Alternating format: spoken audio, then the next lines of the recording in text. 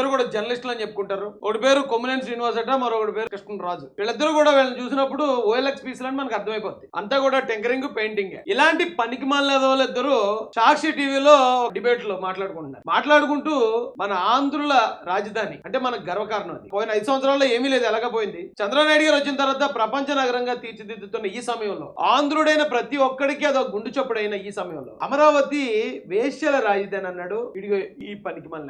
అది కూడా ఒక శాటిలైట్ ఛానల్. అది దేవతల రాజధాని అమరావతి అక్కడ పైన ఉంటుంది.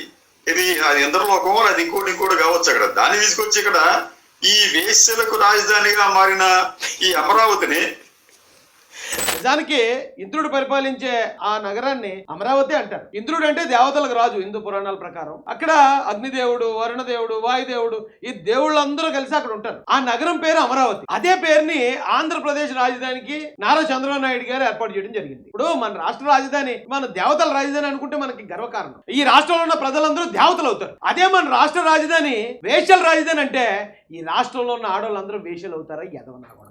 ఒక రాష్ట్ర రాజధాని పట్టుకుని వేశ్యలు అని ముద్ర వేయడానికి కడుపుకి అన్నం తింటారా, గడ్డి తింటారా, ఎదవల్లారని అడగాలి. ఈ ఇద్దరు అదవల్ని ప్రోత్సహించే ఎదవల్ని ఒక ప్రాంతం మీద లేకపోతే ఒక పార్టీ మీద విషయం చెప్పాలంటే ఆ ప్రాంతంలో ఉన్న మహిళలందరినీ కూడా వేశ్యలు అనాలి అనే స్థాయికి దిగజారిపోయిన ఇలాంటి పోరం బొగ్గల్ని వీళ్ళని శిక్షించిన విధానానికి రేపు పొద్దున ఎవడు ఇలా మాట్లాడడానికి కూడా సరిపోకూడదు. ఇళ్ల మీద పడి బయట లాక్కు జుట్లు పట్టుకుని బయటకి ఈడ్చుకురావాలి ఇలాంటి అదవాలి. చట్టాన్ని కూడా పక్కన పెట్టాలండి ఇలాంటి వాళ్ళ విషయంలో. ఎందుకంటే ఎవడైనా పొరపాటున ఒక మహిళను దూషిస్తే వాడు నేరం చేసినటువంటి చట్టపర ప్రకారం శిక్షించాలి. కానీ ఎదవలకు కొవ్వెక్కిపోయి పార్టీ తోల నెత్తికెక్కేసి ఎదుటి పార్టీని ఎలాగైనా డిఫేమ్ చేసేయాలి, ఎదుటి పార్టీ చేసే ప్రతి మంచి పని కూడా చట్ట పని అనాలి అంటే ఆ ప్రాంతంలో ఉన్న మహిళలు శీలాలను కూడా ఈ రోజున బజారుకి ఎత్తాలనే స్థాయికి దిగజారిపోయిన ఇలాంటి బొగ్గల్ని కాళ్ళకి తాడు కట్టి గుర్రాలు కట్టి ఈడిపించాలండి. సిమెంట్ రోడ్డు మీద వెనకాతల మొత్తం షర్ట్ చిరిగిపోయి వీపంతా చెదిరిపోతా ఉంటే అది అక్కడున్న మహిళలందరి చేత చప్పట్లు కొట్టించాలండి.